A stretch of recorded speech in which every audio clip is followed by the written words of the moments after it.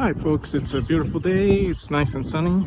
Welcome back to the amazing education channel that tells you what you need to know, not what you expect to hear. And yeah, my video is never the amazing thing, it's more the knowledge. So it's because all I have is my phone. I don't have amazing equipment. So anyway, so it's about listening, not watching, and giving you the information you need to know. This video is about house showings for you real estate or budding real estate landlord moguls heading on your way to millionaire and 1% status. They say that, you know, the number one way that people become well off and secure and healthy, because you don't have to worry so much about money, you don't have to work yourself to death, you don't need to stress out and have a heart attack because you're working too much. The number one way is real estate, and I believe it's probably the number one way to be a landlord, and millions of people are landlords. Often they save up money and buy a property they can live in and rent some of the space out. And now if you come from like an upper middle class family, you might think, oh, that's terrible, you'd have to live with somebody. Okay, but if your job is not that good, you're not earning that much, you could be working until you drop dead. Frankly, I'm not advocating that, but it's just the truth. And don't work yourself to death. And you might need to get a house that has a rental apartment over the garage, or it's a duplex or something like that, a separate space that's a place you can rent out, and it will pay for your mortgage, and then you don't have to worry so much about money. And you also need to cut back on money and live close to work, stop driving and spending so much on gasoline, maybe go electric, go bicycle, and go walking to work, to school, and shopping, so on and so forth. That would be the good way to do it, and so that's what I recommend. Now, this topic right now is about showings, and now if you're trying to rent out a place and you live there, showings might be easy. But if you don't live there and you need to schedule them and have some, like a property manager or the current tenants, the people that are living in your place, do the showings, then what you don't want to do is waste a whole bunch of time. So you don't want just anybody that's not really serious and like not financially qualified or otherwise qualified. You don't want them to come and view the house and waste the time of your property manager. And you might even need to pay your property manager for the showings, as they have travel time and so on and so forth. Well, hopefully you're paying a property manager, but if it's a current tenant, somebody that lives at the property, it's good to compensate them, maybe $30 or $50 for their time, depending on where you live, maybe more, maybe less, depending on their income as well. And so that's a good thing. But then how do you decide who should see the property and who doesn't even deserve to come and take a look? Well, you have a questionnaire, which is basically the same as an application, that gets all the details, gathers all the details. What's their income, their employer, date of birth of everybody that they expect to live in the property, date of birth, their first and last names of everybody to live in the property. Anybody over 18 years old, you need to get their emails. That's right, because they will they will be adults and legally responsible, and you need to run a background check, criminal background check, driving, whatever, driving record, not paying tickets, accidents, and their financial history, and evictions, convictions, and bankruptcies, and so forth. You need to run that background check. And the only service I recommend is SmartMove. That's right. I think it's the Experian credit agency that runs that. It's about $50 per adult to run it. And you might need their social security number, which you would only run the background check once they say they want to rent. Then you check them out. But the application, which gathers their name, address, maybe their current address and other addresses, landlords, references, and so on, gather that before the showing and say, okay, we can schedule a showing as long as you turn in this little pre-qualification application, whatever, then you can attend the tour. But if you don't turn it in, and then, you can't go on the showing. And then if there's some big red flag, for example, ask them how much rent they expect to pay, and will they even, they need property insurance to protect you legally. You should say willing to, able to get property insurance. Are you a smoker, etc., etc., whatever your criteria are. And if they don't meet the criteria, like their income isn't high enough, or the date, ask them what date they want to move in and how long they want to stay.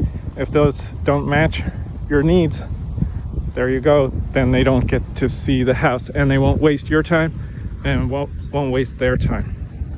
Okay, so that's what you need to do. Just say, okay, let's schedule a tour. What times are good for you? And by the way, before you attend the tour, please turn this information in writing. It can be a text message, email, anything like that. And also, don't accept it late.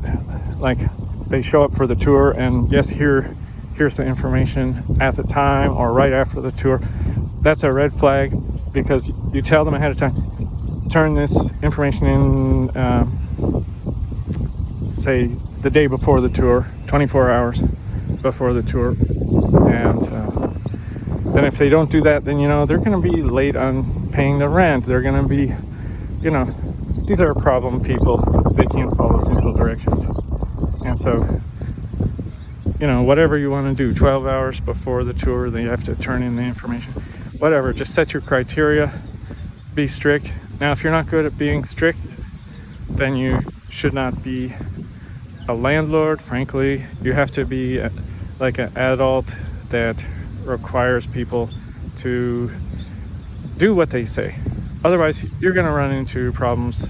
Now, if you don't mind handling problems, that's fine. You got enough free time, or you have thick skin and problems don't bother you, and you have many problems in your life, then go ahead, fine, that's fine.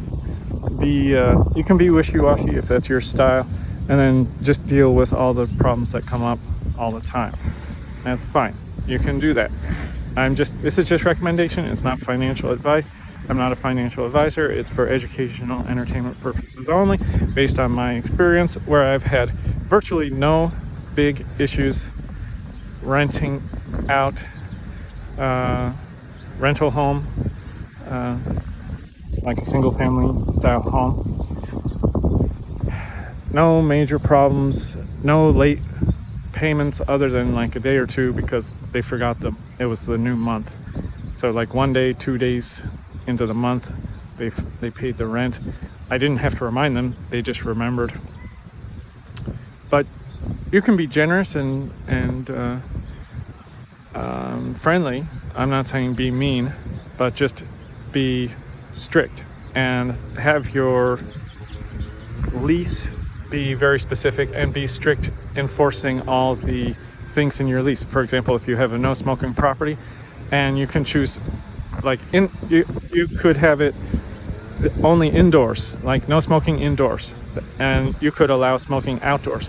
But if you want the entire property, including the yard, everywhere, no smoking, then enforce that as well. You know, you choose and then enforce it, and give them one time each year, like, okay, well, you broke the rule, don't break it again, or you're in violation of the lease, then the lease would be void. And then expect that you have 30 days to move out. Now, you might think that's crazy over smoking, something simple like that, especially if you're a smoker. But guess what? Houses burn down every year. I've personally known somebody that burned down a house because he was a smoker.